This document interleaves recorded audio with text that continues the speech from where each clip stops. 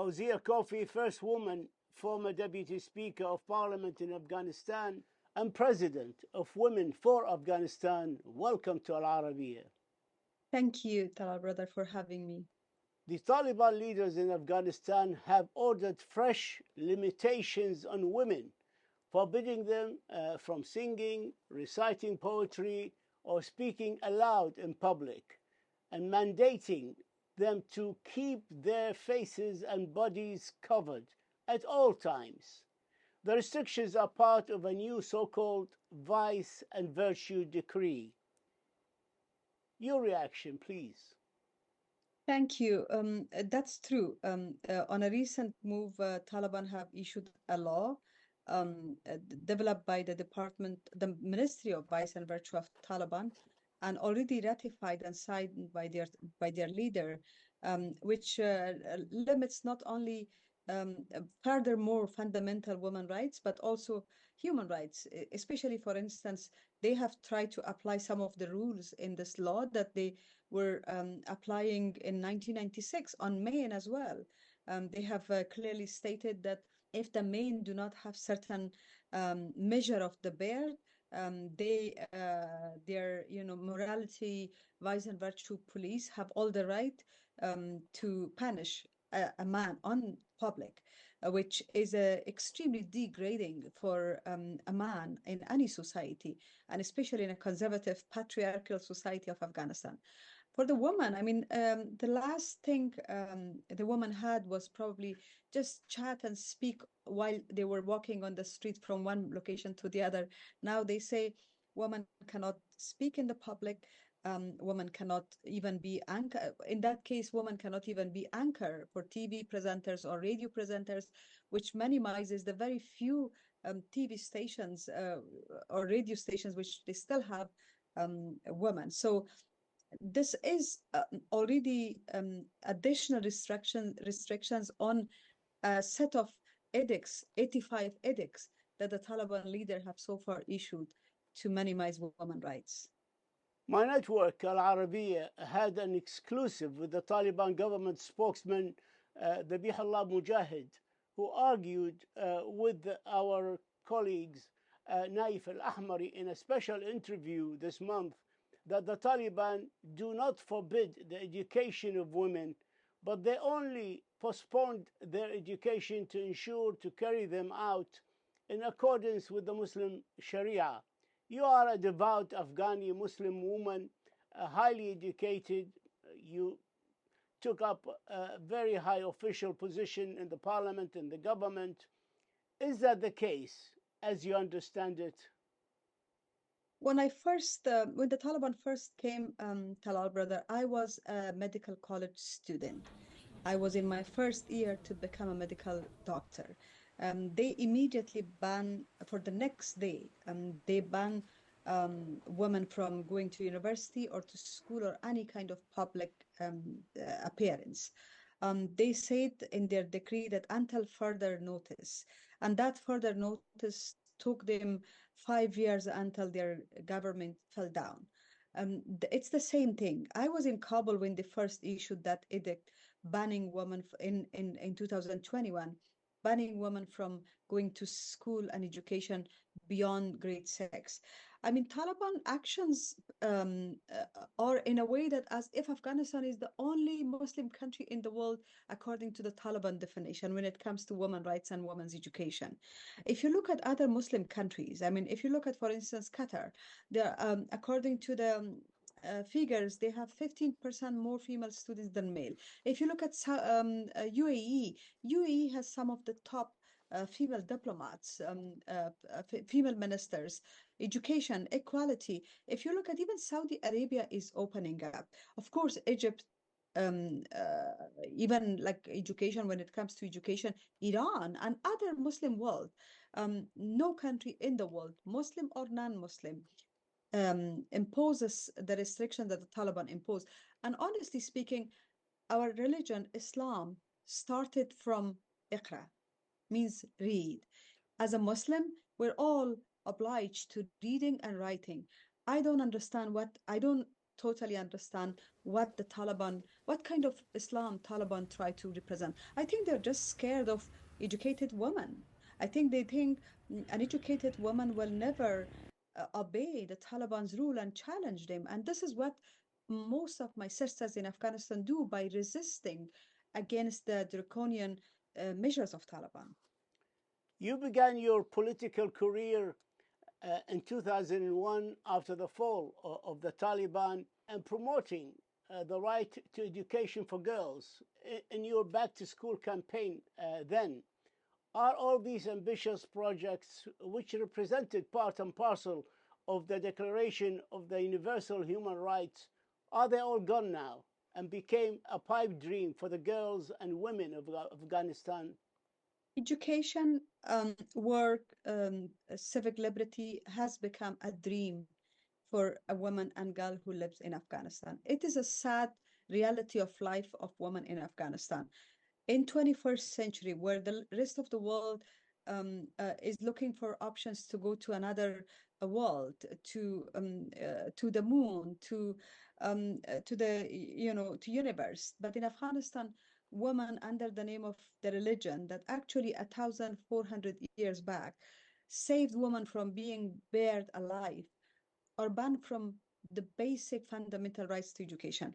I knew then when I actually was part of this back to school campaign in 2001, I knew the importance of education.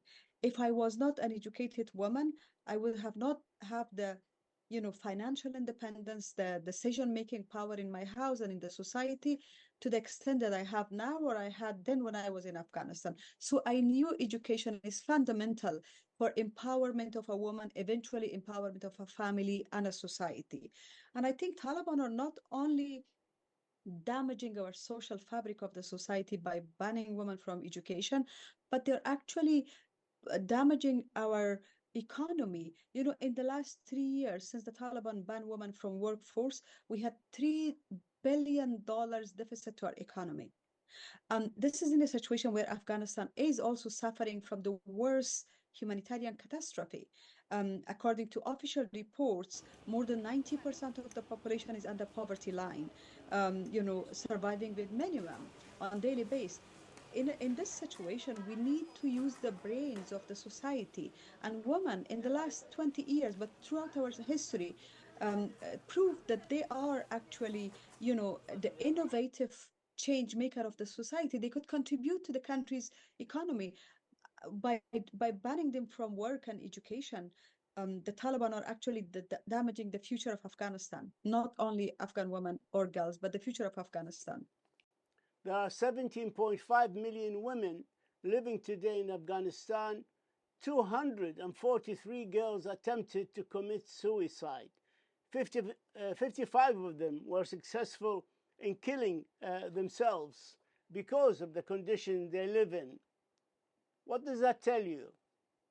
Yes, in my daily conversation with women from across Afghanistan, in the provinces, remote areas, women who once lived a life with dignity, with their education level, with their qualifications they have had, they're now, asking me to help them with minimum things, with jobs that actually only pay $20 per month.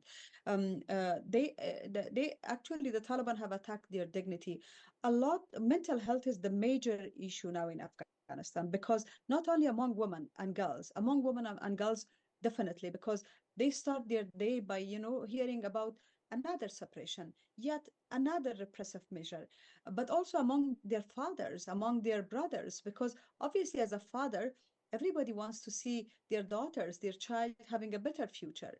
And one of the things that happened in the last 20 years was that change of perspective. So a lot of fathers in the remote areas demanded girls for their female students, for their daughters. So their daughters were going to the girls' school.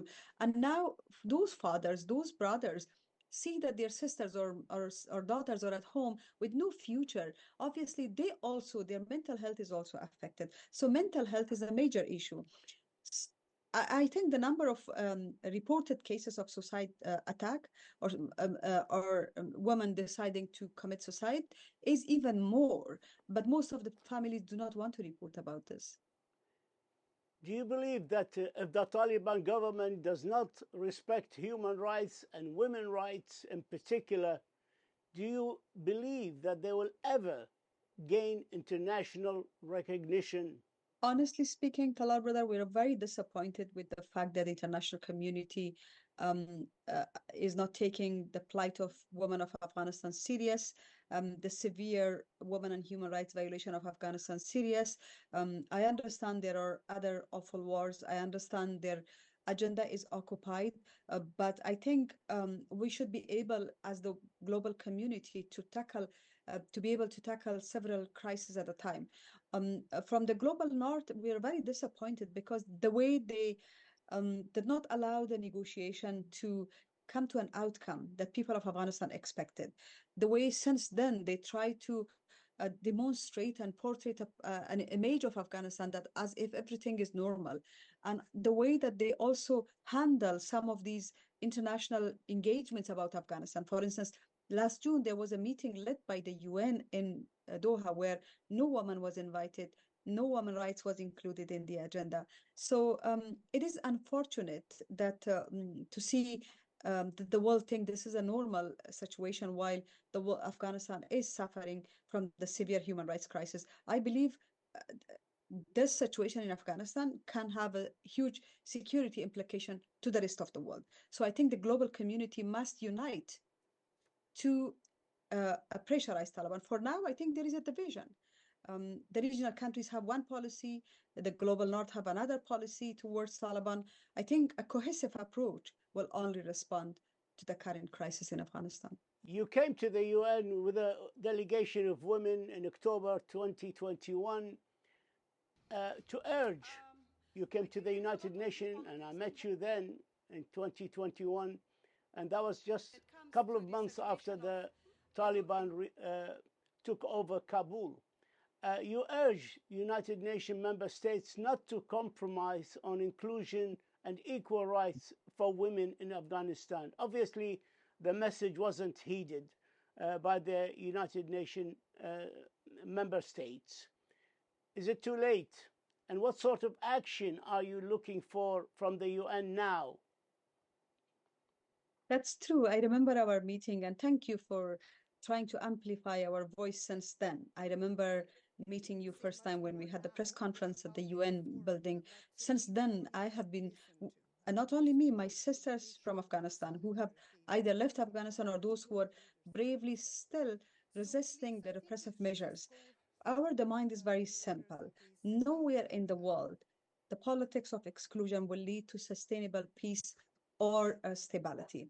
In Afghanistan, it will definitely not.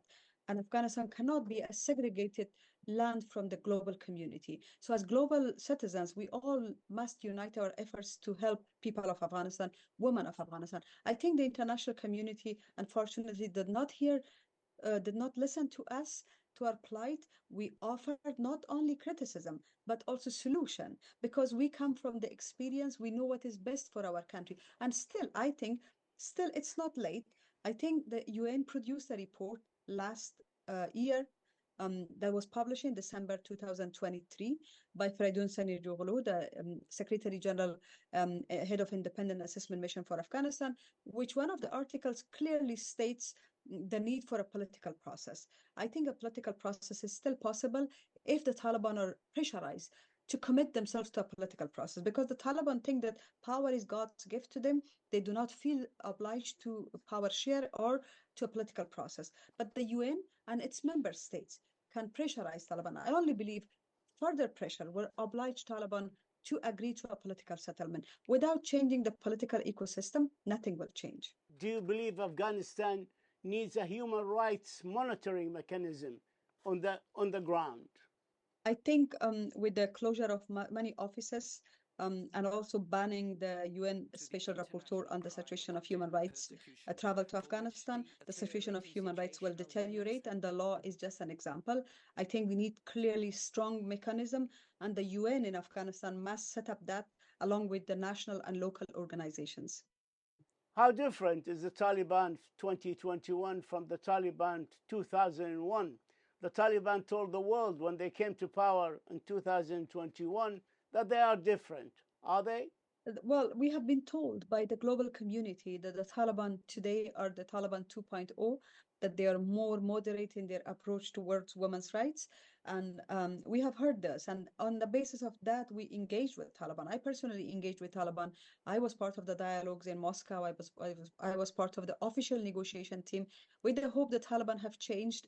They are Taliban more moderate. Their own daughters and their own children go to universities, go to school. They have been exposed to more global, engagement, so they have changed. But on the contrary to our expectations, and on the contrary to the image the international community tried to portray of Taliban, they seem to implement and enforce the same policies as they did in 1996. Especially the last law is exactly the same as it was in 1996. Women being, banned from public appearance, then at least women could talk in the public. But now with the new law, they ban women from even talking in the public. They regard the woman appearance in public, their voice even, as part of the sacred part of the woman.